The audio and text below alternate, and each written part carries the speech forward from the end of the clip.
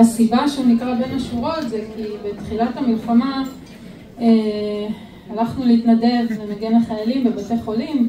היינו בסורוקה והיינו בבלינסון, ומאוד מאוד רצינו להגיע לשיבה, זה פסגת ולא רצו אותנו, אמרו לנו שהם מקבלים רק אומנים מהשורה הראשונה, ואנחנו היינו אז שורה שביעית, שישית במקרה הטוב.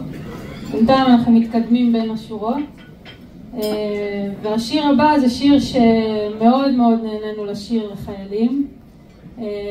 המשמעות שלו, המילים שלו, לחיילים, לכל מי שיושב היום בחושך ורוצה לצאת אל האור, כל מי שצריך לחזור הביתה, השיר הזה מוקדש לו. אמן.